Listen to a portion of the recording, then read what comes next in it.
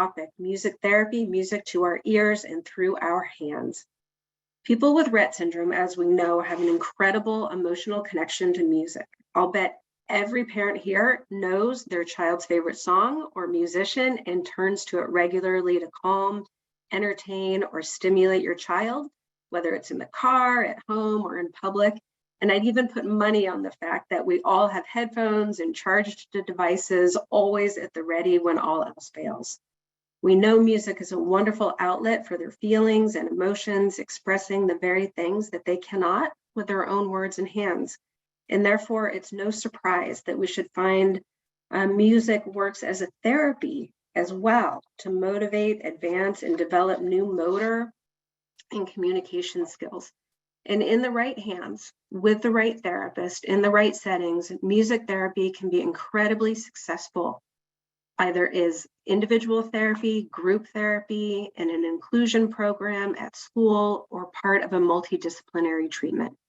Even Dr. Andreas Rett identified music therapy as an intervention that evokes positive responses as early as 1982.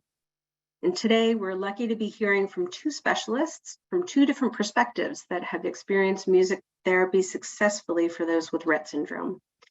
Titia Martin-Nagel, board-certified music therapist with Maya's Music Therapy and formerly with UCSF Benioff Children's Hospital Rett Syndrome Program, as well as Kimberly Keene, parent and kinder music instructor at Kinder Village in North Carolina, are joining us today to share their learnings and suggest ways that you can find a trained therapist to work with your child, ways that you yourself can work with your child to create reasonable goals, manage expectations, and perhaps recover some gains lost during the regression phase of Rett syndrome.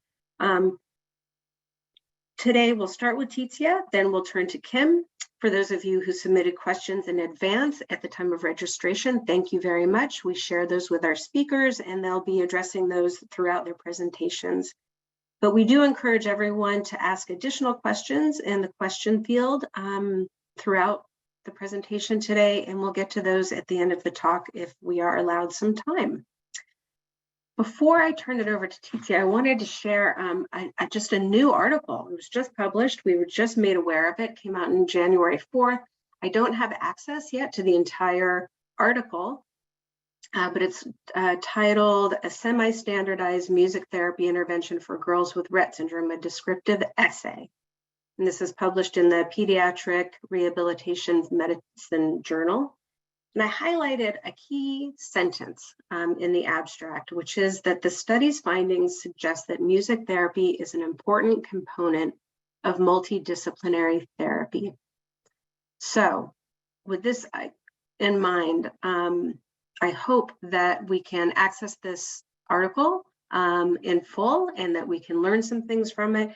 But essentially, it's saying that not enough research has been done in the field of neuroscience for Rett syndrome. Further research is required, but we know it's required because we know it's effective. We just need some of the evidence to substantiate it. So with that being said, I'd like to go ahead and stop sharing my slides.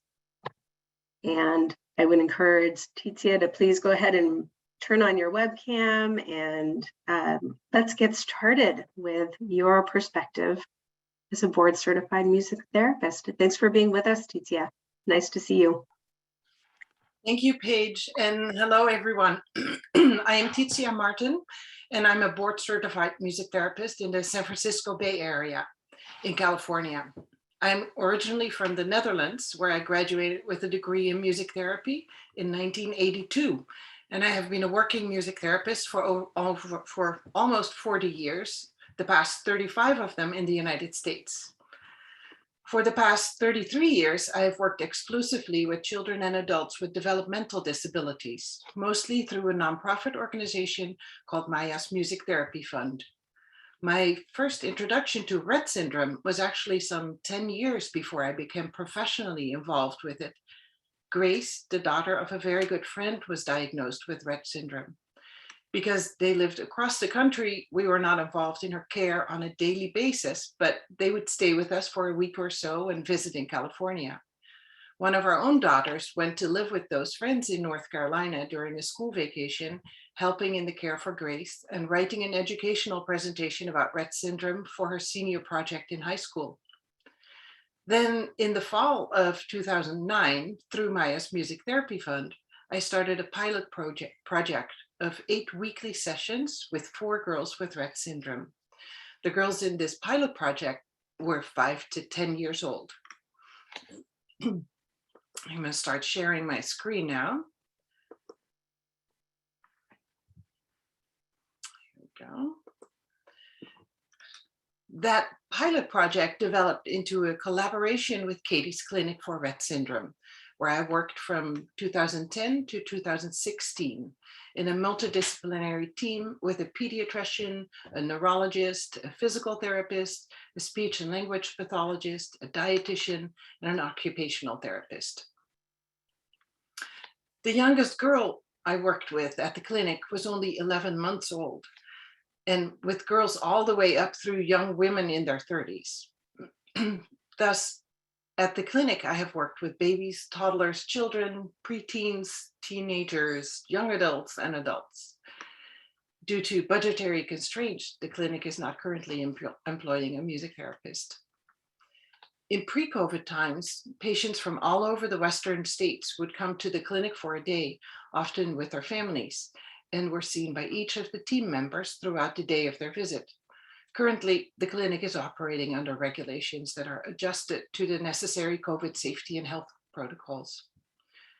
During my presentation today, I will show photos taken during the music therapy sessions, and all the photos are of girls. There were and are also boys at the clinic, but because all the photos are of girls, I will be referring to girls throughout my presentation. There's a big difference between music lessons and music therapy.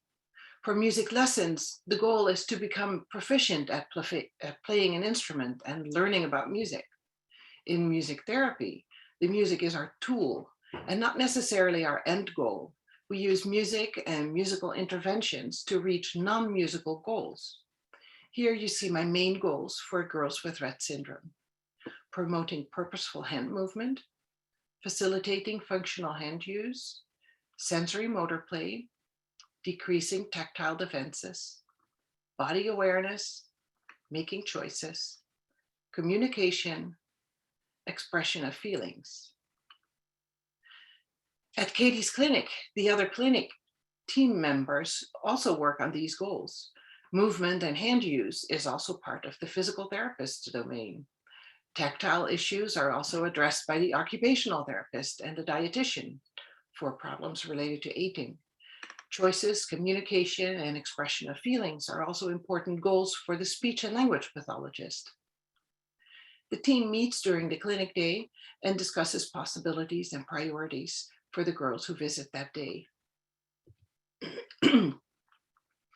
My sessions always start with a hello song. I might start by putting bells with a Velcro strap around one of the wrists of the girl and encourage her with the hello song to move that hand to make the bell sound.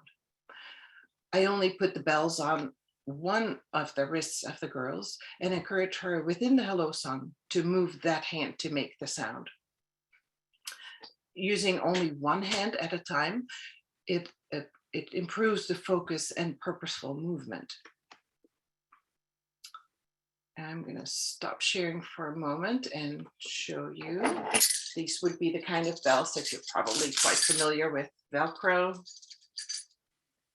And they can go around a wrist or an arm.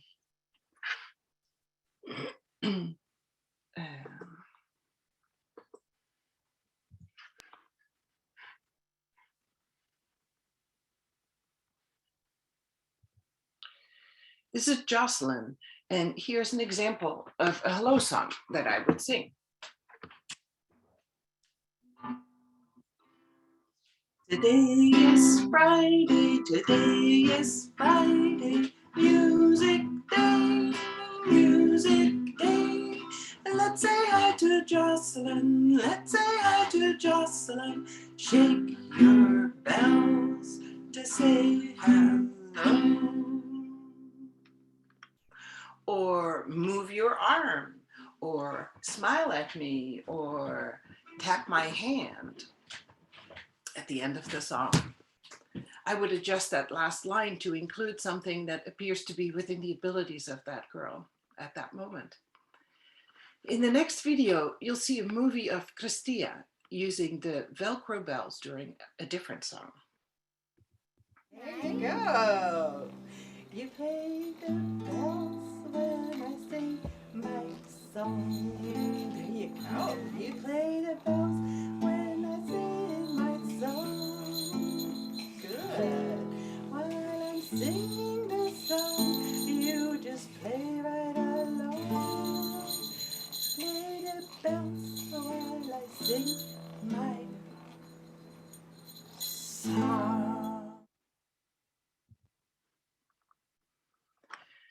Sensory motor issues are a common problem for many of the girls, and it may be hard for them to tolerate anything in their hands. Here is Shilise looking at the various beaded gourds I like to use. We start with the smoothest one, usually progressing to the rougher ones.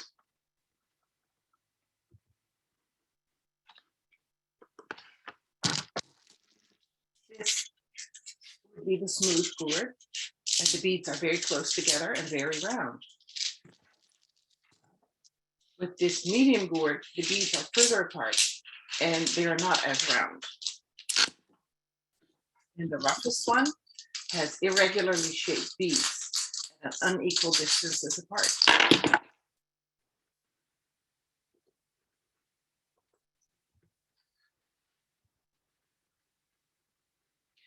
This could be a song I would sing with the gourd.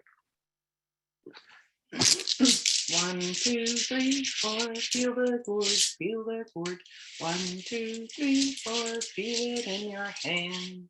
If you like to hear the seeds and the feeling of the beats, 1, 2, 3, 4, feel it on your hand, or on your arm, or on your leg, or on your shoulder, or on your cheek. With older girls, I would more likely be using pre-recorded pop music of their choosing rather than this song. In the next video, you'll see Christia, who is feeling the smooth gourd in her hand. Okay. 2, 3, 4. Feel the gourd, feel the beat. 1, 2, 3, 4. I know it feels funny, huh? Feel it in your hand. If you like to feel the seeds and the feeling of the beat. 1, 2, 3, 4. Feel it on your hand. Yeah, now you. After some time with the smooth gourd, we move on to the more irregular gourd. I might put some light pressure on her hand while moving the gourd gently so she can really feel it. And if she tolerates the medium gourd, we move on to the most irregular gourd. Sensory input in the hand prepares for possibly holding on to things with the hands, and it also prepares for using the hands on a drum. Here is Eleanor playing the buffalo drum. As you see, one of her hands is being immobilized so she can focus completely on using the other hand. After some time, we always switch hands and focus on the other hand. After using each hand separately, we might try using both hands at the same time. I always encourage use of flat hands rather than curled up fingers.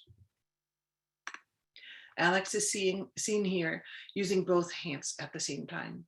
This could be a song to sing while drumming together.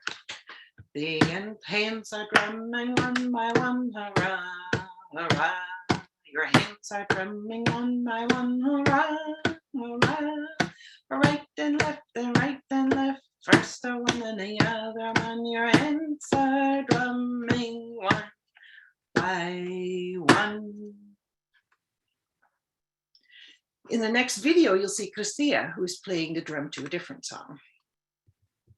And playing on the drum, Christia on the drum, plays the.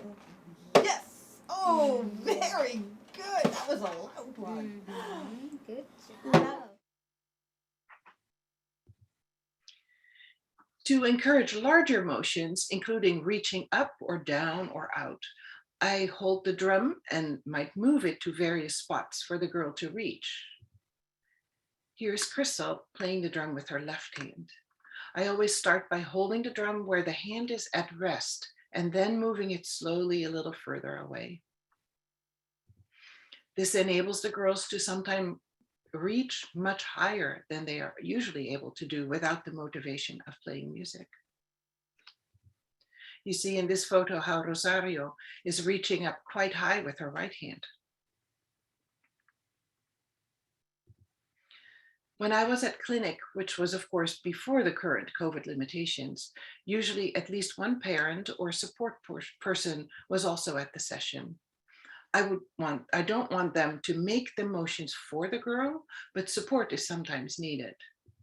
Like you can see here, when Alexis's mom supports her upper arm so she can move and reach with her lower arm independently.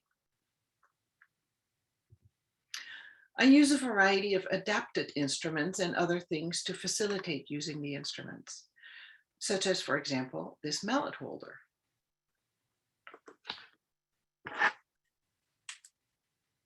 It is actually being sold as a spoon holder and attaches with Velcro around the hand. That. But it can also hold a little drumstick, as you can see here.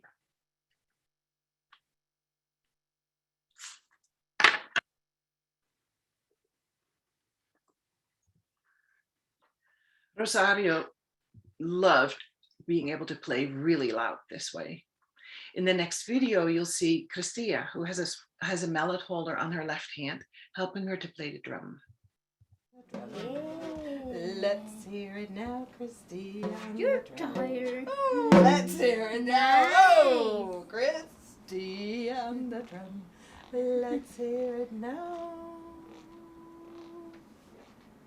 Play that drum for me. Yes, that's right. When hand movement is really difficult, a drum holder can be used. Only minimal motion is needed to tap the mallet against the drum. Here we see Alina using the drum holder. The drum is attached with a clamp and a mallet is standing in the little spring. When touching the spring, the mallet taps on the drum. Here is a better view of the drum holder and the little spring where the mallet is inserted. The mallet holder I showed earlier, the one that is attached around the hand with a Velcro strap, can also be used for other instruments. In the next video, you'll see how Cristia is using the mallet holder to a song I often sing while using the frog during our sessions. It says the big brown frog today. Yes, rivet, rivet says the big brown frog. Rivet, rivet says the big brown frog today. When you tap him on his back. In 2011, Katie performed at a music festival that I organize for all my clients every year.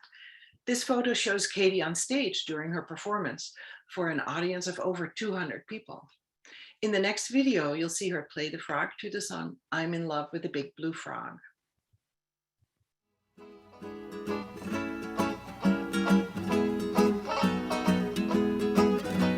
I'm in love with a big blue frog. A big blue frog loves me. It's not as bad as it appears. He wears glasses and he's 6'3". Well, I'm not worried about our kids. I know they'll turn out neat. They'll be great looking 'cause they'll have my face. Great swimmers 'cause they'll have his feet. Well, I'm in love with a big blue frog. A big blue frog loves me. He's not as bad as he appears. He's got a rhythm and a PhD. Well, I know we can make things work. He's got good family sense. His mother was a frog from Philadelphia. His daddy an enchanted prince.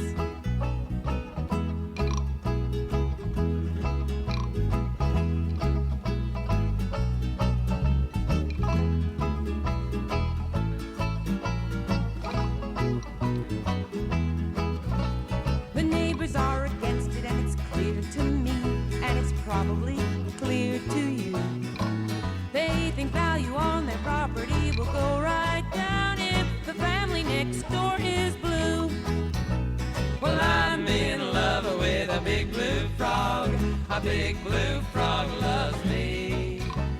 I've got it tattooed on my chest. It says P-H-R-O-G. It's frog to me. P-H-R-O-G.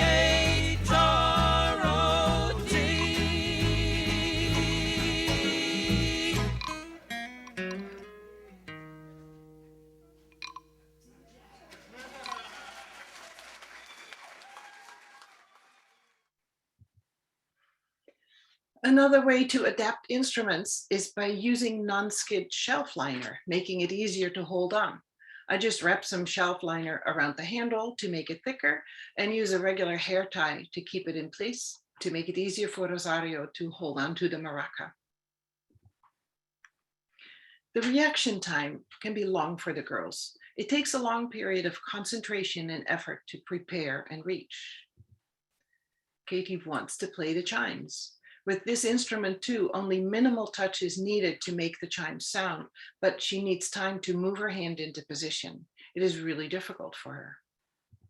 But the pride on her face when she succeeds is priceless and unmistakable. A two-way switch or a button switch can provide sound effects or repeated lyrics to a song. For example, a train whistle to a train song. This photo shows Maggie using a two-way switch with two different train sounds on it. Here is a button switch with a train whistle sound.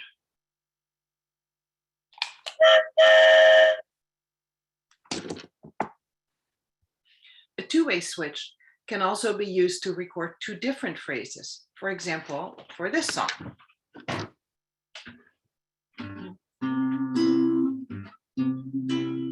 There were 5 in the bed, and the little one said, and then on the switch, it would say, roll over, roll over. So they all rolled over and one fell out. There were 4 in the bed, and so on, down, down, down, until at the very end, in the final verse, there was 1 in the bed, and the little one said, and the other button on the switch would say, good night.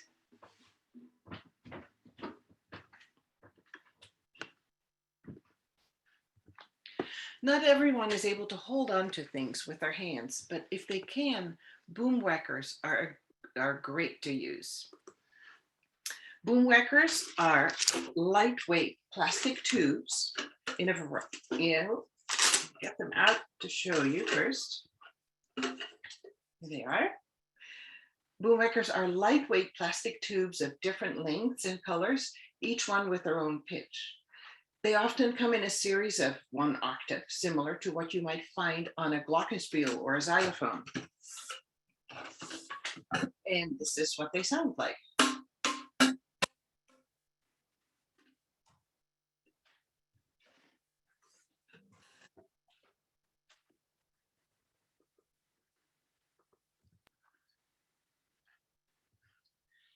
As you can see, I am holding the boom whackers up high, so Shannon needs to look up and reach up high. Scoliosis is not uncommon for the girls, so it is important to find ways to encourage reaching up and looking up. Shannon was loving using the boom whackers to one of her favorite pop songs. She's showing an unusually high reach here while standing and looking up, and she's maintaining her balance while doing this. Dancing and playing is distracting her from how difficult this actually is for her. And I remember her father, who was standing there in the background, saying that he had never seen her reach up that high. There are many music apps for the iPad, and I particularly like the ones where only minimal finger movement is needed to make music by touching anywhere on the screen. I give some recommendations in the handout that will be available to you, although I have to admit that I haven't used the iPad apps with clients anymore for the past 2 years because I've been working entirely virtually. So I'm sure there are new apps that I'm not aware of. Katie was enjoying several of those apps while she was at the clinic. She had prepared to perform at the 2012 and 2013 festival also, but on the days of the performance or even on the way to the performance, she had seizures that prevented her from making it to the festival those days or those years. but she did perform again at the 2014 annual festival using the Harp app on the iPad. This photo shows her on stage playing the Harp app to her then favorite song, Let It Go. I had determined that the song was in the key of F, so I set up the Harp app to play triads in F major, which was a great intro and additional accompaniment to the pre-recorded song. Although this particular app is no longer supported by newer iPads, in the next video we can see Katie playing it at the performance.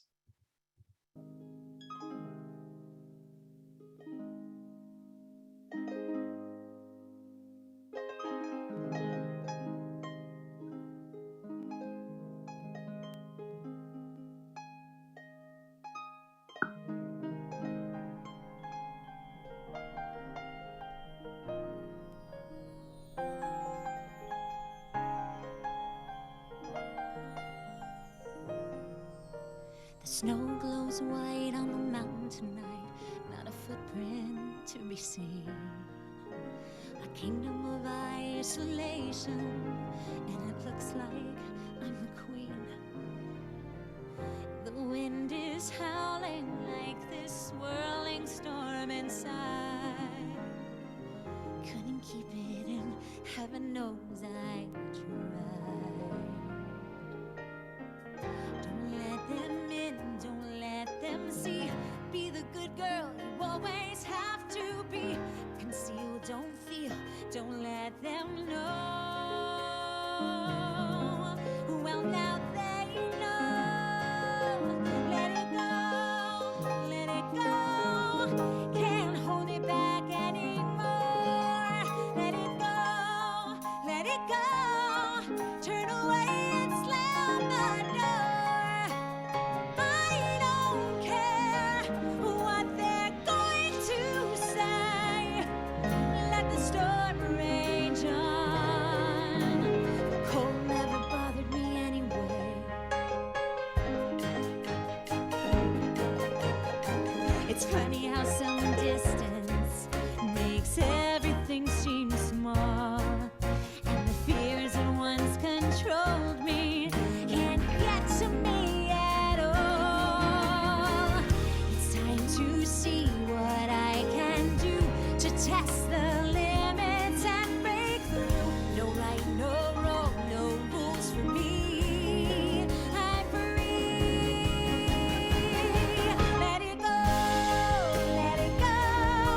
I am one with the wind and sky. Let it go, let it go. You'll never see me cry. Here I stand, and here I stay. Let the storm rage on.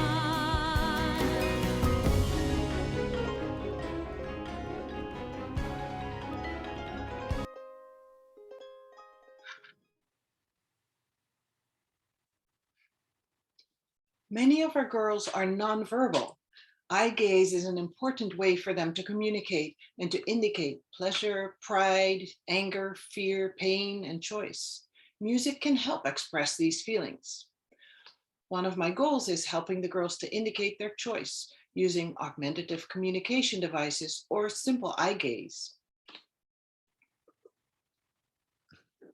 I can hold up yes or no cards with words, yes or no. Or with images, depending on what she's used to using, yes or no. I can hold up two cards, each with an image of a song on it, to choose which song will do. Would you like You Are My Sunshine? Or If I Had a Hammer?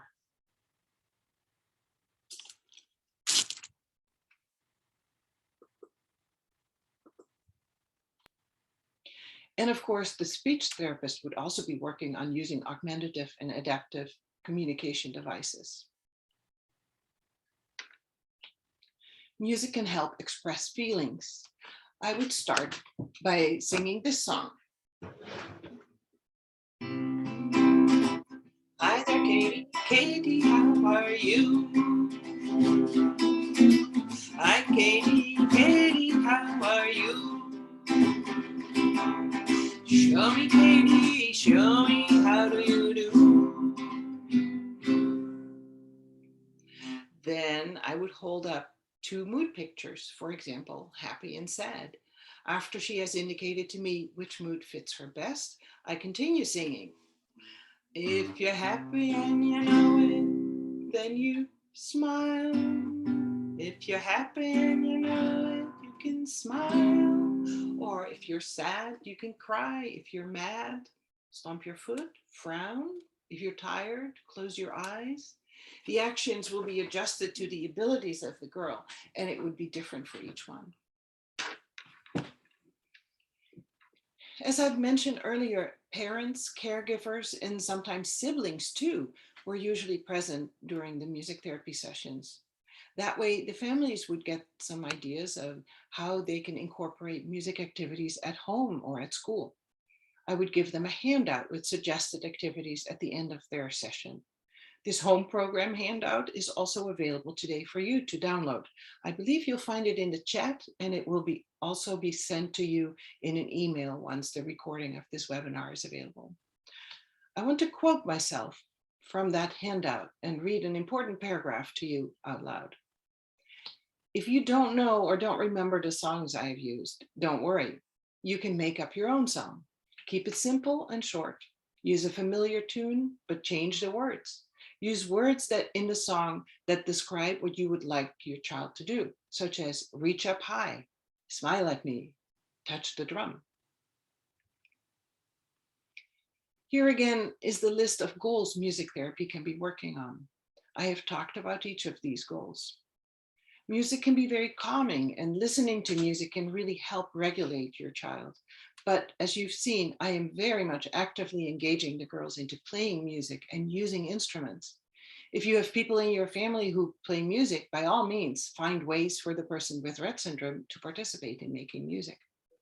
At the clinic, we had a father visiting with his adult daughter.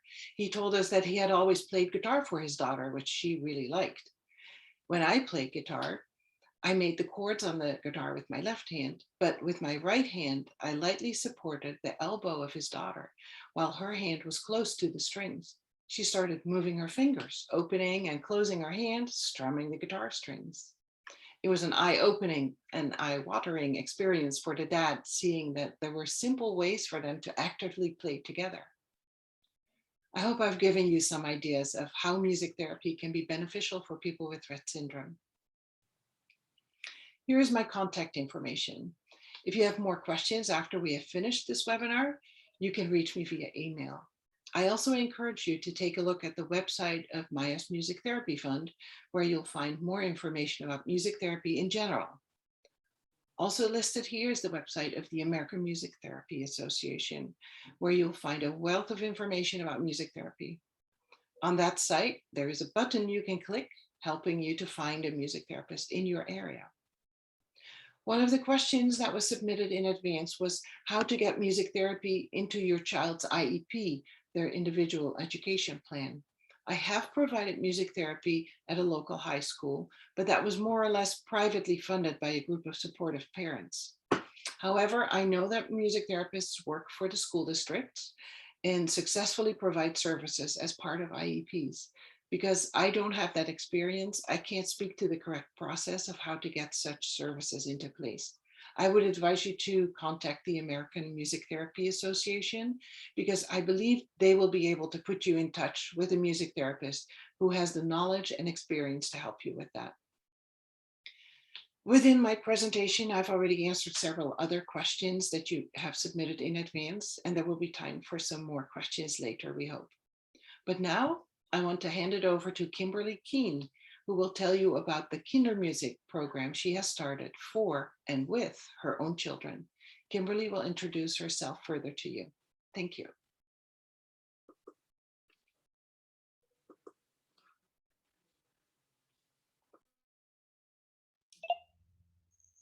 Hello, how do you do? It's good to be with you. Hello, how do you do? It's good to be with you. Hello, how do you do? It's good to be with you. It's good to be together here with you. Welcome. I'm so thankful to be here today. And Titia, thank you for that wonderful presentation. That was so informational. I learned a lot from that. Today, I wanted to share some of my background. I put up my introduction. So my name is Kimberly Keene, and by profession, I'm a pharmacist. But when my daughter was diagnosed with Rett syndrome back in July of 2017, I decided to take a break from my profession and to stay home with my twins. It's been very rewarding to do such a thing, and in that meantime, I've had a chance to really get to know Nadine and work with her and see how much music inspires her and brings her to life, as I'm sure you see with a lot of your children as well. And because of that, I've kind of taken some of my background. I grew up playing clarinet and saxophone, and I just love music so much. I didn't pursue that as a career. I actually went into science, biochemistry, and then to be a pharmacist. But seeing Nadine's love for music really inspired me to get back into music. And so I want to tell you a little bit today about our musical journey and how that happened. Paige, if you could start the presentation, I'll pull up my slides. Thank you. So we're going to talk kind of in contrast to music therapy, although we're going to use a lot of the things that Titia just presented to us about music therapy, but thinking about music education for our kids. And currently I'm involved with an early childhood program. And so we're going to talk about early childhood music education, but I know there's lots of parents and caregivers and even individuals with Rett syndrome on here today that are not in the child category. And I want to ensure you that we're going to try and talk about that music education, and as we can try to expand it to preteens and teens and adults. And I don't have necessarily those answers on the best music education programs for them, but I want to help you give you ideas, maybe inspire you to find some way to incorporate music education into your child's life. So if we go to the next slide.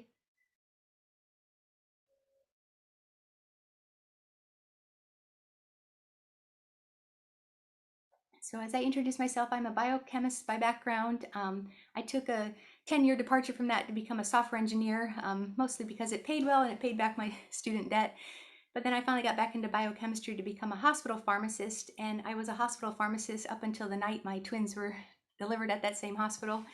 And so I'm a proud mama of 6-year-old twins, Jameson and Nadine, and I went on to work 2 more years until Nadine was diagnosed with Rett syndrome. So that's a week before she turned 2. And so if we can go on to the next slide, we can kind of talk about what we're going to share today, which is my musical journey with my daughter Nadine as we went through early childhood music classes, really describe the benefits of this early childhood music education. I'm going to tell you about a specific example of a music curriculum that we use, which is called Kinder Music International. And I wanted to show you a way that we've used this Kinder Music to connect with our Rett community through these music classes. And on the next slide, I'll tell you a little bit about our musical journey, and we can go forward from there. So as I mentioned, Nadine was diagnosed with Rett syndrome on July 26, 2017. We all know the D-Day date. No matter how much you practice, you can never say that without crying. Anyway, this was 1 week before her 2nd birthday. And despite being so upset about the Rett syndrome diagnosis, I just remember this thought in my head that I don't want my twins to be separated. Like this diagnosis, we've had a lot of programs tell us that Nadine can't be part of a certain program because they don't have support or help for her to join. And so she's not been able to be in programs with her twin brother. And so I wanted to find a program where my twins could be together. And so a week later, we actually enrolled in our first Kinder Music class at our local music studio, which is called Kinder Village. And Kinder Village has been so supportive of us along this journey. We found out the music classes were very inclusive, that my kids could sit side by side, do activities side by side, enjoy music side by side, that they were very supportive. They do recommend and encourage, caregivers and parents to be present during these classes and enjoy that quality time with their children. Very positive environment, and it was just so uplifting for us. I think this helped bring us away from the diagnosis and kind of celebrate our family and be together. So we've continued with Kinder Music classes for the past 4 years, and currently our kids are at the highest level of kinder music classes, the level 5 class, which I'll tell you about more in just a little bit. What I love about this class is my kids are learning side by side. They are learning to read and play music. And we don't even, we try to think of ways that we can adapt it so that Nadine can do the same activities as the other kids in the class. But really, the Rett syndrome is in the background. And what I'm so excited about is that Nadine can learn and can be, she has the future potential to be a musician herself. So while we think of musicians maybe having the dexterity to play guitar or play saxophone or clarinet, there's so much more to music, and there's so much more to allowing the child to have a music education. And especially our kids with Rett syndrome, like they can learn to read and play music. So I decided it would be great fun if I could get involved with the kinder music curriculum and teach it myself. And that way I could involve my kids and keep them with me. So as I'm teaching and I'm learning, they get to be part of the process, and I'm not really separating my work from them. We're all doing it together. And so I was able to go on to be an accredited kinder music instructor. And what's that happened in July of 2019. And of course, in the spring of 2020, COVID hit and we couldn't really do the in-person classes anymore. That was taken away for us. But COVID it was a blessing, right? Because it gave us this opportunity to do online classes, which we haven't been doing before, and to find interactive ways to still be with children, even though we're not in person with them. And so this opened the door to allow me to start kinder music classes for other children with Rett syndrome. And this was one way we could connect with other families who have Rett syndrome and are dealing with the same thing. And geographically, we wouldn't have been able to do this as an in-person class. There just aren't enough kids around that have Rett syndrome. They couldn't have driven the miles to come and participate in an in-person class. But because of COVID and because we started everything virtually, we're able to start these wonderful classes and connect with people from all over the world. So on our next slide, I just wanted to show you a picture of kind of what our setup here is at the house. Nadine and I sit side by side and we teach the classes together now online. And you can see kind of with music therapy, music motivates our kids, and she gets her hand going and she loves playing the drum. I should have taken the picture a little bit more to the right here. If you see the mount in the background, that mount is actually holding up her Toby. So while she's engaging in these online classes, she actually has her Toby device there, and she can communicate with the other girls who are online as well. So I'll talk more about that in just a little bit. If we go to our next slide, I'd like to give you some more information about the benefits of early childhood music education, noting that some of your children might be outside this age range, but trying to think about how we can still incorporate a music education, even if your child is beyond this age range. So let's go to the next slide. Benefits of early childhood music education involves all children, right? This is not specific. What I'm about to share is not specific to Rett syndrome. All children benefit from a music education from a very young age, from whatever age they can get involved with it.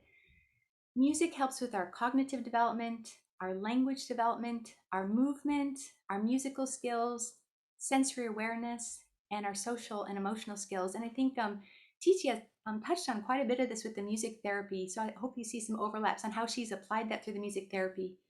But let's talk specifically about a music education and how this is going to benefit our children. So on the next slide, we're talking about cognitive development. Music gives our brains a workout, right? Our kids are doing physical therapy and they're trying so hard to work their bodies, and they're doing occupational therapy and working their hands, and they do speech therapy and they're trying to work their voices and their minds. But the cognitive development happens, when we play music, our brain is working so hard to process all that is behind music, the sounds we hear, the rhythms that are there, the pace at which the music is going. This enhances our kids' listening and auditory processing skills, which you've got to admit that in Rett syndrome, we talk a lot about their eyes and using eye gaze, but our kids have very good hearing and very good listening skills. I would say Nadine has the best listening skills of anyone I know, and she probably knows everyone's secrets because everyone just tells her everything without thinking about it. Music also helps promote our memory and our recall through repetition. I mean, you experience this yourself. When you hear a song that you like, you listen to it over and over and over again, and that song gets in your head, and it inspires emotions. It inspires memories. And as you think about your favorite songs, you can think about a memory, like what were you doing at that time in your life when you heard that song? And so music can be so powerful to create memories and then be able to, summon them up when you hear that music again. So music can be very powerful. It also can strengthen their, executive function. So as they're learning to be wired and learn different things, controlling the brain and letting their brain function, this music kind of helps them focus and work that way. On the next slide, we'll talk about how music education helps with their language development. When we hear songs, you learn new words, especially when we're starting with the very young children. They hear songs and they learn new words from that. That's part of their vocabulary now. And when it's a catchy song where you've got a lot of rhyming words, you learn how to rhyme and you learn how to repeat those words and use that. So even if our children are nonverbal and aren't expressing that, they're still learning vocabulary. They're still learning how to rhyme, and they're learning very important parts of speech, like our phonological awareness. They're learning to rhyme, the alliteration, those beginning sounds of words. They're learning syllables, and with the beat or of your music, you can learn the syllables, to count things out, to clap along to the syllables. They learn the words and then the phonemes. The phonemes are the very smallest parts of speech, right? It's the very individual sounds. And so thinking that phonemic awareness, that's maybe at the top level of our phonological awareness, but thinking about those individual sounds that they can pull out because they're hearing it in music and they're enjoying the music. And because of that, they're not working so hard to understand these things. These things are helping them to develop their language development, which again will go on to be their literacy skills. On the next slide, we're talking about their movement. And of course, we've just seen with all the wonderful examples that Titia gave us, the movement. Music motivates us to move. It motivates all of us to move. And it certainly motivates our kids to move. So helping them feel the beat with their hands. If they can go ahead and clap, if they can feel that beat, that's wonderful. If they need a little hand-to-hand assistance to get them going, that might be helpful. Helping them feel the beat with their bodies. Can their bodies move with the music? Maybe it does automatically. Maybe you help them get started. They can tap, you can tap on their, maybe you can tap the beat to help them feel it a little better, and then see if that'll help their hands clap a little better. You can sway, you can bounce to music, even if and they're gait trainer and you're listening to music, and you can get them walking and dancing. I just remember my daughter was in virtual kindergarten last year, and she had a wonderful dance instructor online who was doing ballet, and Nadine was so motivated by the ballet that before class I'd get her in her gait trainer, and then I'd turn on the teachers in the ballet class, and Nadine would start, she was doing, you could see her legs were doing points. She was kicking them up in a pointed way, and she was moving forward, and she'd kick the other leg. I mean, I've never seen her dance. Music motivates them to move, motivates all of us to move. On the next slide, we'll talk about how it helps develop, obviously, our musical skills. While our kids might be nonverbal and we're not expecting them to sing the lyrics to a song, they still want to sing. You can still hear their vocalizations. You can still hear their approximations of words that they're hearing over and over again in these songs with that repetition. It helps them foster, music appreciation. We want them to appreciate music from all areas, right? They don't have to have just a certain genre that they listen to. Giving them a variety helps them really appreciate music. And that's a lifelong love. That's lifelong education. It helps them recognize and decode music. And this is kind of like they're recognizing and decoding letters to become words, to learn how to read. They too can learn how to read music. It's another language that they can learn. And of course, in education, we introduce musical terms and notations so that they really get a good foundation of what's behind music, because there is so much behind music and there's so much to learn about it. But we can take this in steps and help introduce them to new musical terms like staccato. We can play music and teach them staccato is very short and quick. We can teach them legato and show them a scarf and show how they can move and flow with that legato. And as they learn these musical terms, again, they're learning new words and new vocabulary and learning this new language of music. On the next slide, we'll talk about sensory awareness. And, Titia did great examples with this, thinking about those beaded gourds. So when they can explore with all their senses, right? With different instruments, they can see those instruments. I'm sure when they're looking at a beaded cord, they're thinking, what am I going to do with this? What is that? And that's so interesting to them. They can hear it shake. If they hear the shaking of the rattle, they can touch them and feel them and have that different sensory input. They certainly can explore different sounds when they're hearing music. Some they might be very pleasant to them, some may not be so pleasant to them, and they can kind of sort that out. This is one of my absolute one that makes me worry the most about Rett syndrome sometimes, but I want to incorporate it through music education. How do our kids learn to do pretend play and have an imagination? I look at My son, Nadine's twin brother, he has such an imagination, such a vivid imagination. He's always telling stories. He's always coming up with some way to put his Legos together in a great scene and play with this toy and go grab that. And he can access all these toys, and he can do this for himself and pull it together and then express it to me. It is so important for a child's developing mind to be able to pretend play and have an imagination, and we can do that through music to help them find a song that they can listen to that they enjoy and help paint a picture for them. Let the music be the canvas, and then we can paint the picture on it. So I want you guys to pretend play with me today for just a second. We're going to play a song that we would use in the kinder music curriculum, but is well known throughout the world. I like kinder music because it shares music from all over the world.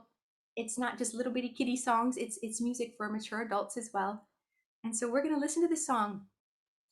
Right now, I want you to pretend that it's snowing. We're in the winter, at least in the northern hemisphere. If you're up in the north and you're seeing snow, it is snowing outside. The air is so crisp and cold, and you just got a little shiver to you, but it feels so refreshing.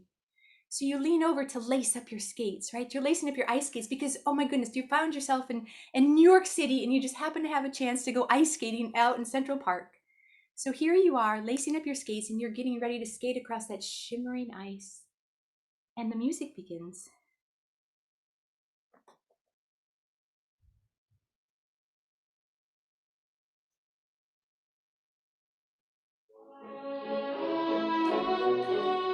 And you skate, right?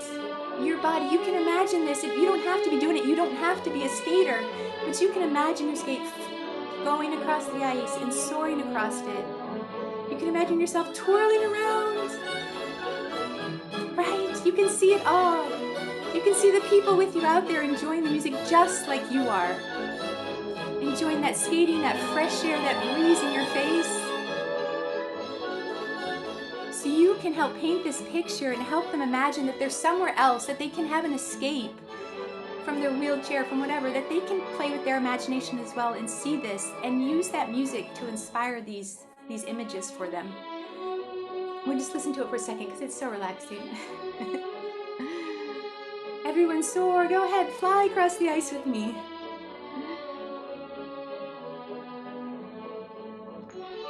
I'm going to stop there, but it's so lovely, and I just want you to think about that when you're with your kids and you see them reacting to a wonderful piece of music. See if you can help them paint the picture and see if they respond to it. If they've got their eye gaze device or something low tech that they can give you words. I was thinking about it, sometimes my daughter would just call out a color, and okay, well, part of the story, she calls out blue, and oh my goodness, you're right, the sky is so bright blue as I'm out here ice skating. It's so beautiful. So you can incorporate their words and try to help them paint the picture. On the next slide, I just wanted to finish up with our music education and thinking about our social emotional skills. And this is what I love about the kinder music program, and what I think about what has made it so much feel like family for us to be part of the kinder music classes. We've gone to these classes for the past 4.5 years. We've made so many friends. We've been able to interact with peers. My kids make friends with their kids their own age. In there, they learn to take turns, they learn to share. So being part of a music class is like that. I know it's a little more difficult online and virtual, but you can still make friends online. You can still interact with your peers. I'm going to show you in just a second how they can our girls or our kids can use their eye gaze devices and communicate with each other online to each other. When else do they get a chance to be able to talk to each other, talk to another peer who has an eye gaze device? And this is certainly the most important thing I think of music. We explore our emotions through music. And so asking our kids, well, how does this music make us feel? And Titia showed this, putting up cards, does it make you feel happy? Does it make you feel sad? Music is written to draw out these emotions from us, and to, there's different keys they're written in that can that make it sound very happy, or a different key that makes it sound very sad and gloomy. And so helping them learn how to express their emotions, music can definitely do that. I just think about that, the last song we just listened to. How did you feel when you listened to that song, right? In thinking about the last song Titia just played, Let It Go. I felt so inspired. I'm like, yes, I can talk about this. Is so interesting. I love the song, and it makes me feel so uplifted. All of our kids can explore their emotions through music in that way. So on the next slide, we're going to kind of transition to an example of this early childhood music education. I've already mentioned about the Kinder Music program. It's Kinder Music International. So going forward here, we can see that on the next slide that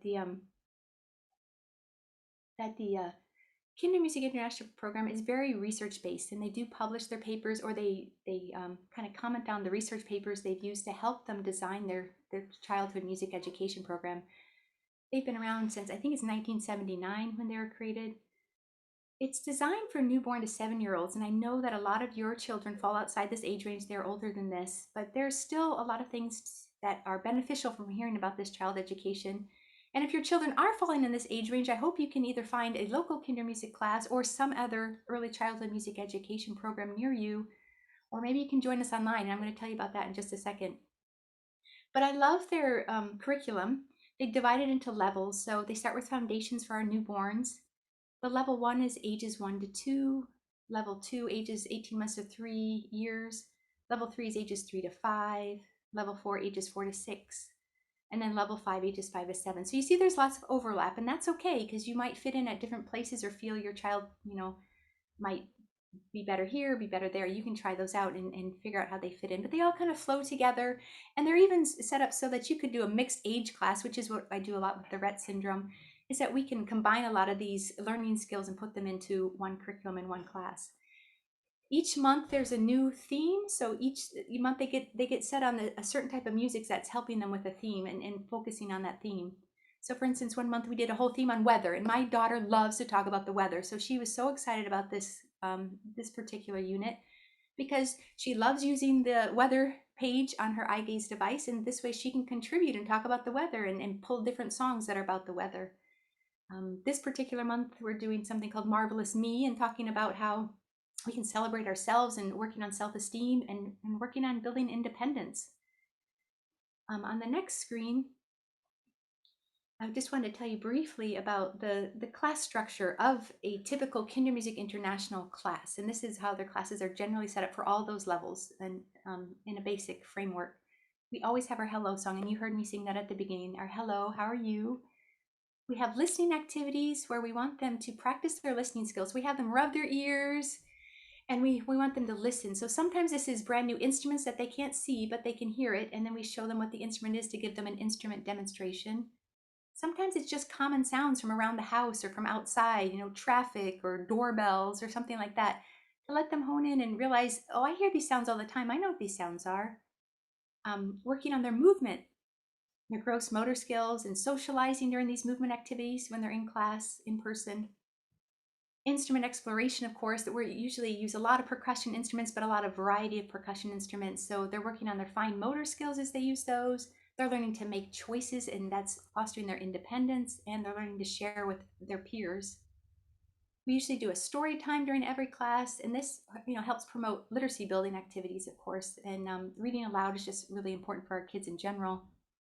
We then have a relaxation time, so we can kind of slow it down. It's been pretty active, give a little time for the caregiver to bond with their child. And as I mentioned earlier, it's really important that our kids and our children are, parents and children are together and they have that bonding time. This is that quality family time, so they want the parents involved.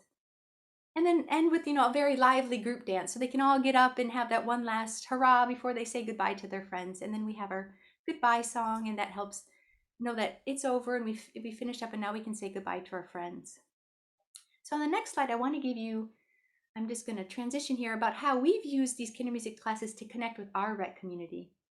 And on the next slide, I'm going to show you how I've varied it just a little bit. I haven't changed it very much, but I've taken these kinder music classes and their curriculum, and I'm licensed or accredited to teach their curriculum, so I'm not teaching my own curriculum.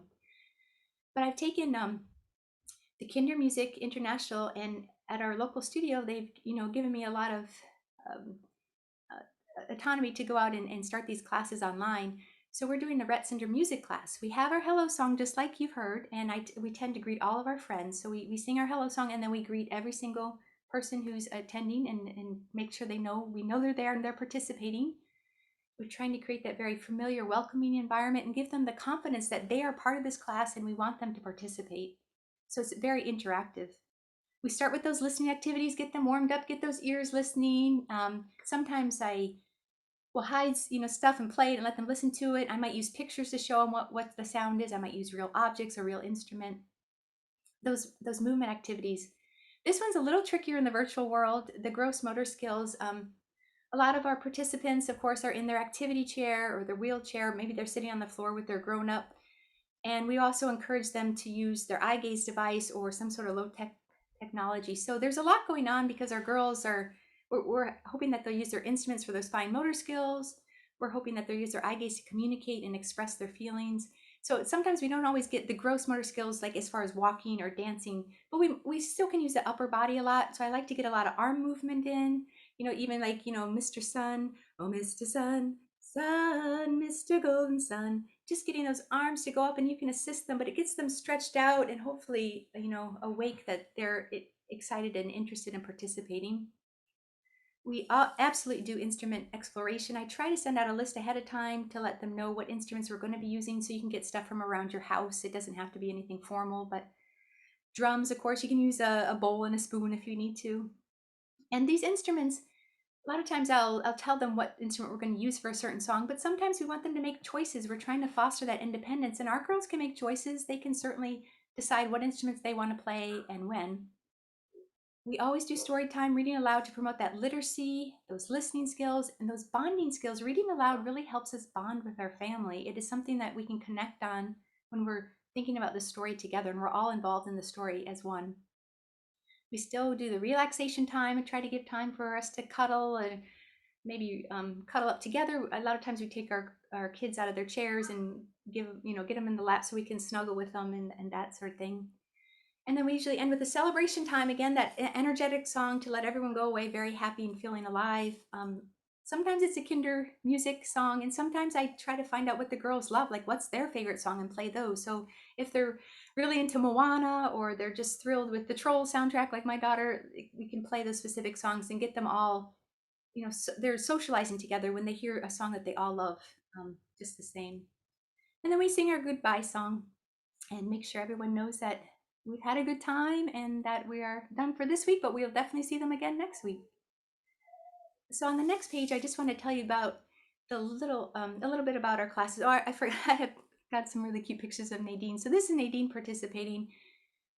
She's very good with her left hand, I found, and I found this out by making sure I kind of isolate her right arm. So if you see her right arm on the left picture there, it's tucked under her tray, and then over on the right picture, she's got an arm brace on. When her right arm is kind of out of the way and not interfering, her left hand works great, and she's so motivated by the music that she wants to play the drums. She raises it up to play the drums. She wants to hold the tambourine. She's very motivated during these classes to play her instruments.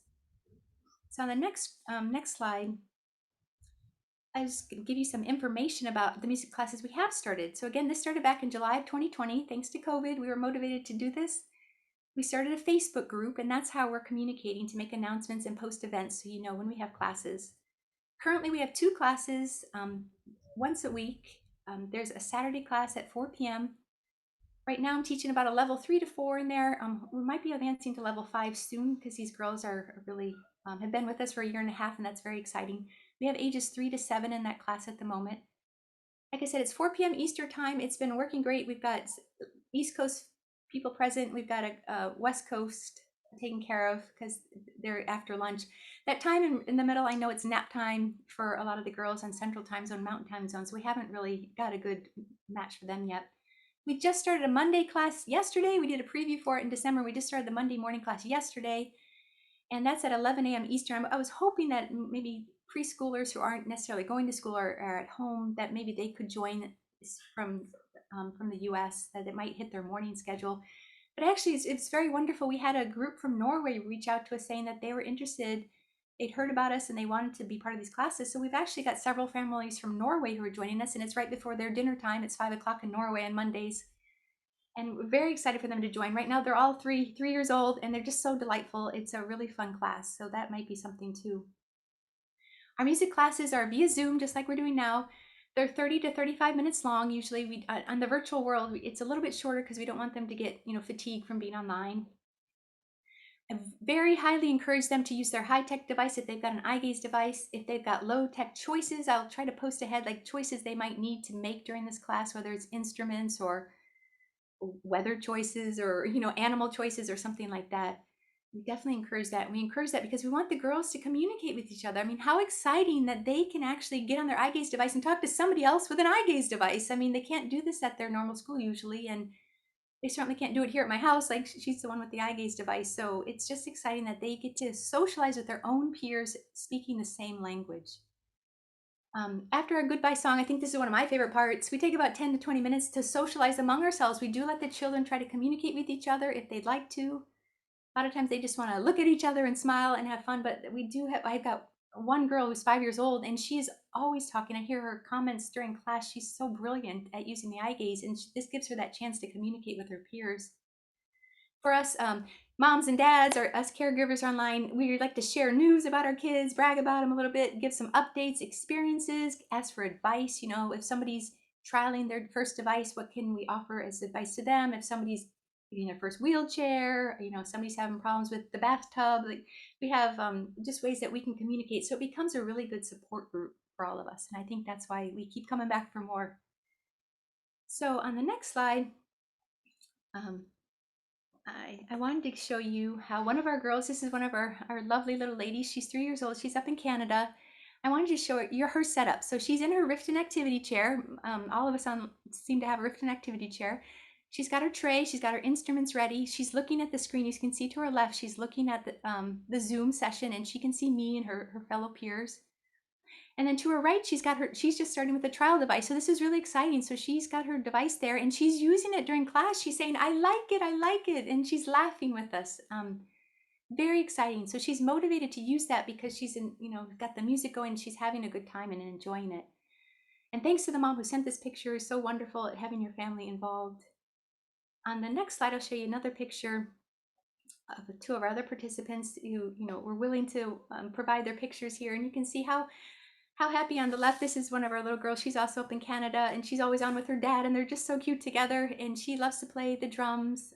You can see she uses both arm braces to help her play, and they just always have such a good time. And then to the right, this is our little eye gaze master. She always has her Toby there, and she's always talking with us. Very relevant things she's saying and participating throughout the class. So I try, when it's a smaller class and we can keep the mute off, I try to keep them unmuted so that I can hear what they have to say, because a lot of the speech and conversation ends up being spontaneous. So I like to hear their reactions as we go. If there's too much background noise, the parents are so good that they'll mute themselves and make sure it's not interrupting class.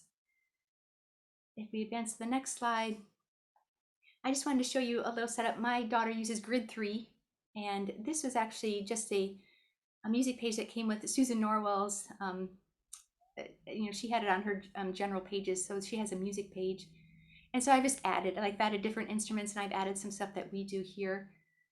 I wanted to point out real quick, there up at the top, it's saying music, and it's saying ta, ti, ti, ta, ti, ti. And that's how we're teaching. So my daughter right now in that level 5 class is learning how to look at music, read the music, and what it represents. So a quarter note is a ta, and eighth notes are ti, ti. So she's learning these rhythms in this class, and this way she can participate and she can say in the music, is it a ta? Is it a ti-ti? Is it a rest? So she can learn these things as well. In the lower right corner, you can see she can tell us if she wants, if the music is quick, is it slow? Is it too loud? Is it quiet? So she can help describe the music as we're going.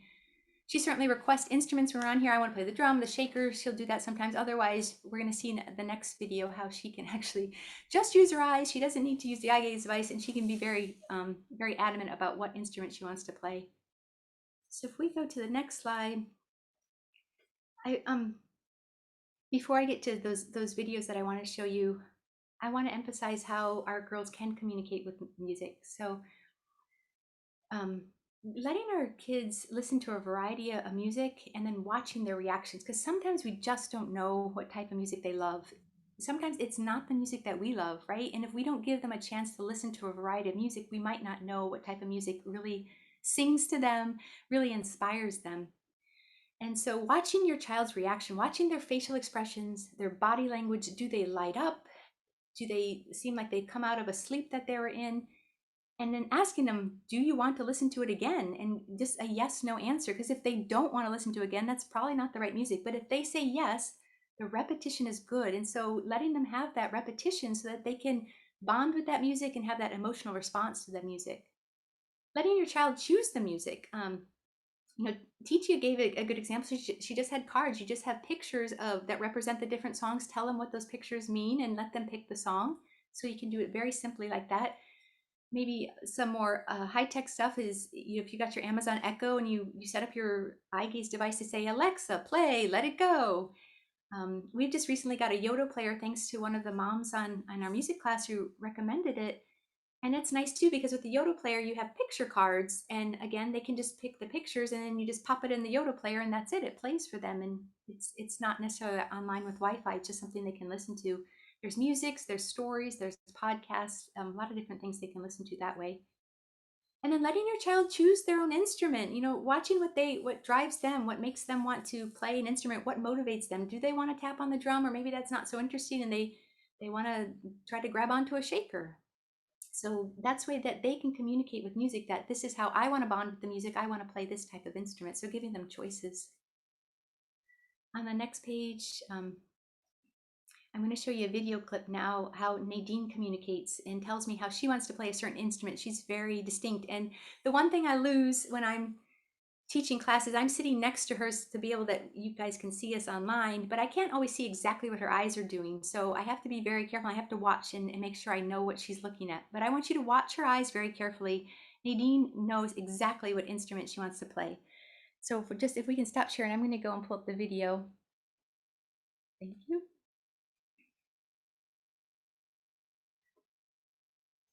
And let's see if this works. Okay. So you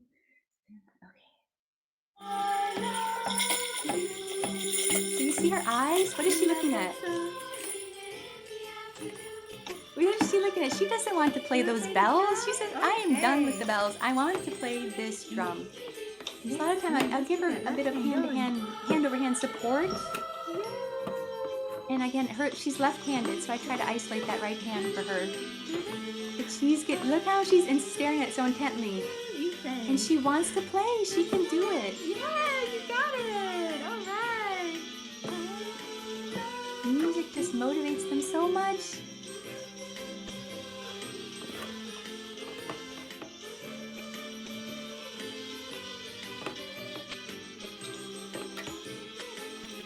And here I got confused because I saw her push it aside. I didn't know if it was an accident or not. And I can't quite see her eyes, but she's so super happy. She's so happy. So I decided to give her choices. What would you like to play? She immediately looks at the drum. As soon as I say, what would you like to play? She's like, I want to still play this drum. I'm just going to play this real quick again. Just watch her eyes if you didn't catch it the first time and see how she can communicate. And I'm sure your kids do the same thing. It's just a matter of being attentive so that we can see that when it happens. See, she's staring that drum down. And I'm trying to look at it to see if I can see her eyes. Oh yes, it's the drum. It's all about the drum. Let's get that left hand going.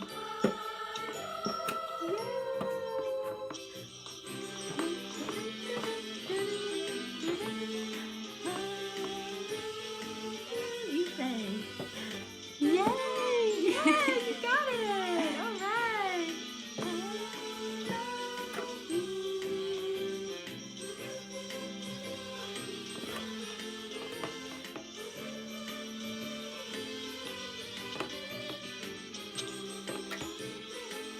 Yeah, she pushed it away, but she's still looking at it. I think that was an accident. So we watch her eyes. She's still staring at it. I think she wants something else. She's super happy. Does she want a scarf? Does she want some bells? What would you like to play, Nadine? I want that drum. I just love that. I'm going to show you though, even when our kids who don't have Rett syndrome or neurotypical, whatever you want to call them, even when they don't have Rett syndrome, we're not necessarily always paying attention to our kids. So our kids with Rett syndrome, it's so super important to focus and see what they're communicating. But look at this. When I was prepping for one of my music classes, my son came in and decided to try out my video equipment. I have no idea that he's doing that. Watch him. My video equipment works great, but that's what I'm saying. Paying attention to our kids. It's not just the ones with Rett syndrome. It's all of them, and making sure we see what they're doing. I didn't know he did this until after class, and I watched the video. So I'm going to stop sharing that now, and start video. And those were just a couple of the videos that I wanted to share. If we go back to the presentation, oh wait, one more thing. Sorry, before we go back to the presentation. I mentioned earlier that Nadine is and her brother in a level 5 class. So I just wanted to give you a demonstration when we were talking about those tas and there's TTs. So these are representing quarter notes. Ta, ta, ta, TT for the 8th notes. Ta, ta, ta, TT. We have a lot of these rhythm cards. What I found, if we play a rhythm for Nadine and let her listen to it and then hold up these cards, she can pick the exact rhythm that she just heard. And I'm just wanting to give this as an example. You know, this one would be ti ti ta, ti ti ta, ti ti ta, ti ti ta. We can clap the rhythm and Nadine can find this. This is a way that she can access music education, that she can tell us she knows what she heard and she's learning to read music just like her brother. So I just wanted to show you that as an example of what we're doing in our classes. If you go right back to the presentation, I'm just about done. I'm sorry, it's running late. And on you can skip this the next slide as well, because I've already done the next video clip. So on the last slide, I just wanted to briefly talk about how you could add music education at home. So music education is relevant for all ages. Our kids of whatever age love music. Find the music that lights up your child, that you can see a definite response, that it picks them up when they're feeling down, that if they're tired of learning, that it brings them back to it so that they can keep on learning. We use this we're homeschooling right now. And if Nadine's starting to fade and she's looking pretty tired, if I turn on the music, she gets right back into it. So we've got a certain song we listen to for that. Repetition is good. I know I saw some questions on there about how my daughter's always, or my granddaughter always wants to listen to this exact same song, this song from a show that she loves. That's okay. I'm sure it is very comforting and soothing to her. It might be that watching that show elicits that emotional response that makes her feel comfortable, it makes her feel safe. And so that repetition is very good. There's so much emotion behind the music we listen to. Just think about the songs you listen to over and over again and what emotion they evoke from you. Help them feel that music through their hands and bodies. If you're just walking around the kitchen, or you're in the car and you've got the music going and you see that they're interested in it, find some way to connect with them that you can help them feel that music. If it's helping them with the beat, if you're sitting next to them, if it's helping them get their bodies moving or swaying, if you can get them up, if they're mobile, if they can get up and do some little dance moves with you. We add familiar songs to our daily routine. We play the same song at breakfast every day. We play the same song. I have a playlist that we play at bedtime, the same playlist every night, and she goes to sleep just like that. And this is my hope. So I'm this positive person. I've read so much about Rett syndrome, and there's so much out there saying that Rett syndrome causes cognitive impairments. I just want to reiterate that I don't believe it. I think, our kids of any, neurotypical, any disability, whatever, there's varying levels of intelligence throughout the general population. I think our kids can learn to read music just like they can learn to read. And so if you're musically inclined or somebody is, let them start looking at sheet music. Let them start thinking about rhythms and patterns. This is so important for their cognitive development. It's so important for them mathematically, literacy skills. There's so much pattern to this. So these things are important. Don't think just because they have Rett syndrome, they can't read music. And then with eye gaze technology, the possibilities are endless, right? I don't know them all. This is something I'm just starting to explore. But there are ways that they can play music using their eyes, that there are apps like, it's actually called iHarp, similar to the HARP app, but this is iHarp to use with the eye gaze device.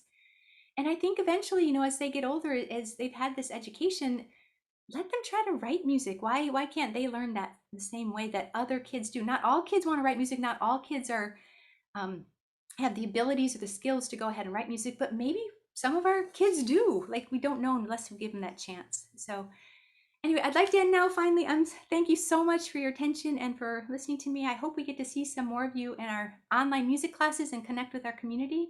On my last slide, I just had my contact information, and Paige has that as well. So you can contact me through my email address. I'm also on Facebook. Feel free to friend me. If you don't mind giving me a little message about who you are when you friend me. I just like to know who's friending me, that maybe you saw me online today. That'd be great. And then our Facebook group is there at the bottom. So please join if you're interested. Kinder Village Rett Syndrome Music Class. And Kinder Village is a music studio that I work at. These classes, we're not charging for these classes. You know, this is to help our Rett community. And so we hope you've enjoyed. It's been so wonderful talking to you. And I guess we're open for questions now.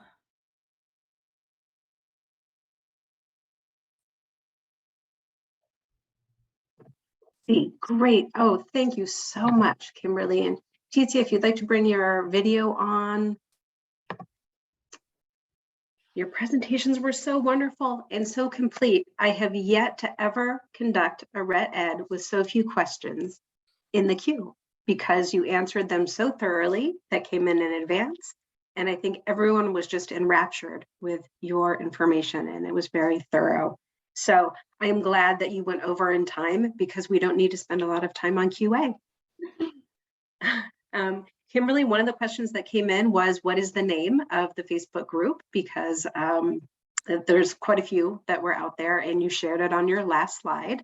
So if people, reminder that you'll receive a recording link in your email in the next day or two, and we'll also be posting this on YouTube so you can fast forward to put it, to find it on the screen. But Kimberly, if you don't mind just repeating again the name of the Facebook group.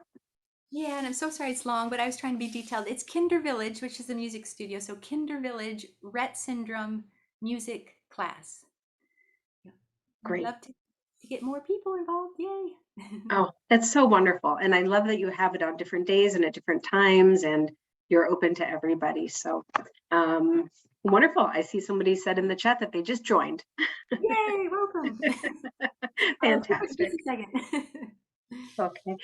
And we do have another question, which is from some parents of older women, and they really, heard a lot of information today and saw some demonstrations with younger kids. But I was wondering, Tizia, if you could maybe talk a little bit about how would someone in a group home setting or an adult find a music therapy program that is appropriate for their age child, their age adult? Yeah. If we're thinking of groups or individual sessions with in person, I think, again, what I was referring to earlier, contacting the American Music Therapy Association, because like I said, there is a button there you can click. It actually is called Find a Music Therapist. You put in your zip code or your requirements or your distances that you're willing to go. And there might be a music therapist who is able to come to the home or to work with the home, with all the residents of the home or just with that particular person. I would say online at the moment, there are other options too, of course, because I personally also work with some group homes and I'm doing everything online. So it would just, there would be a need for a very supportive attendant or staff person to be helping, but it's a possibility. The movies and the pictures that you've seen on during my presentation are indeed all of younger girls. But as I said, there were quite a few older young adults and adult women also who come to the clinic. So there's definitely other the things that I was showing how I'm doing them with the children. I would do more or less the same things, but then with more appropriate, age appropriate music. So I wouldn't sing a children's song while doing the same activities or the same interventions. I would use music of their choice or something that seems to be more appropriate or that is more appropriate for the age of the woman that's there. Great, thank you. There was one question that was submitted in the queue, and I don't know that you have an answer for this, but I'm curious what your thoughts are. And there was a parent who has a child who is completely dependent on music to get through her day. And they're wondering if there's any suggestions or ideas of how to get that dependency to fade away a little bit.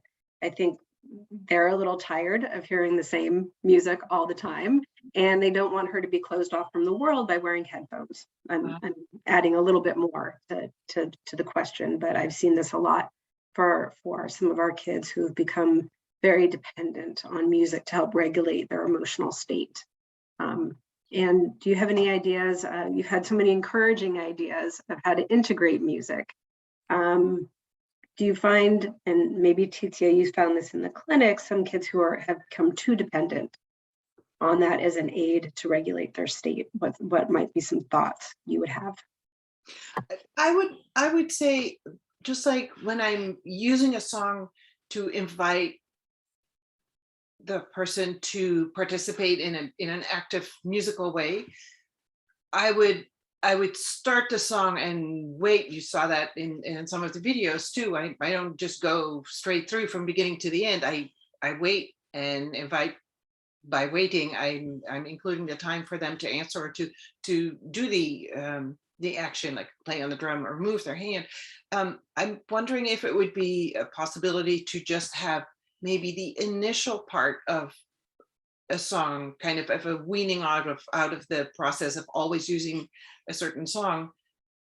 I do agree with Kimberly that it is it's like you were saying too, you hear the music and they know what's expected and what to do, but maybe you can get started with the music and gradually sort of taper it off and don't do the entire song, but just do the beginning of the song. You're like, oh, what does that mean?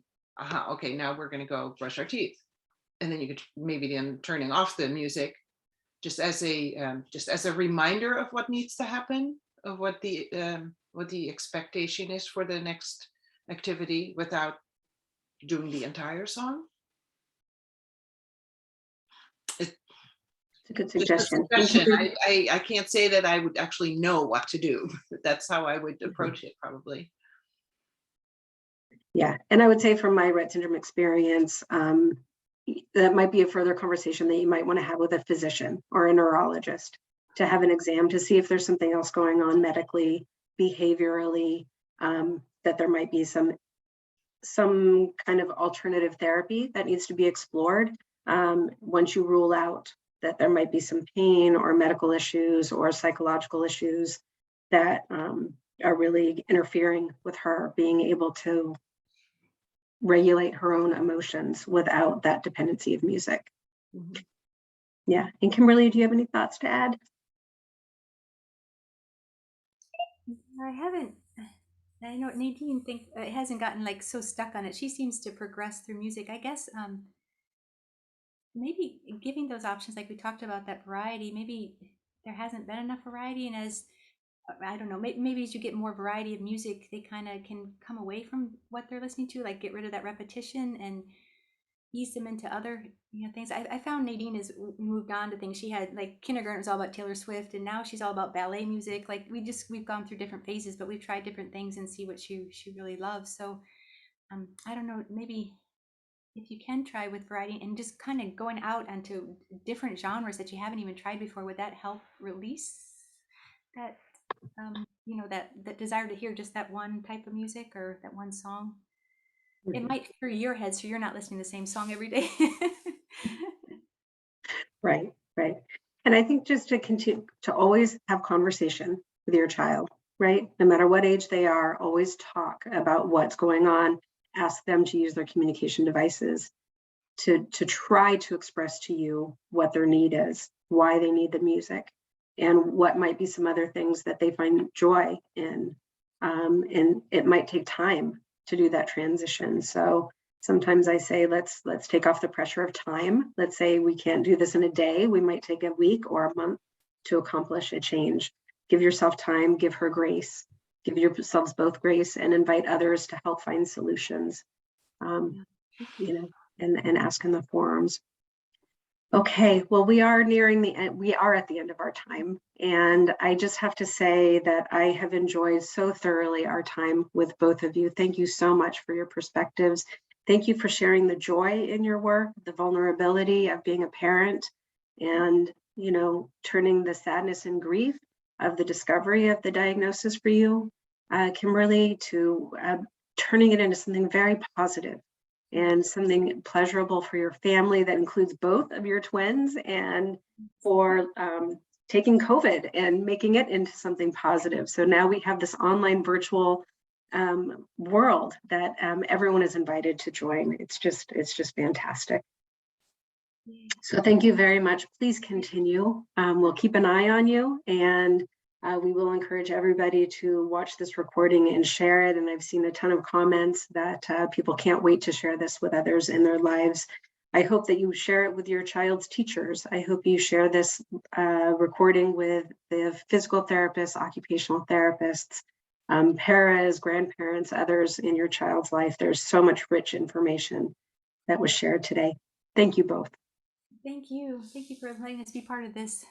All right. Thank you. Well, and I hope that we can have you back again. So maybe in a year from now, once we see how your groups progress, and hopefully, Tizia, we can get you back into clinic, and we'll see more centers of excellence begin to integrate music therapy, and we'll see the world of neuroscience advance their work into what are the inner workings of how music wires our brains, because we know if those neurons fire, they wire. And we have people that are interested in this work.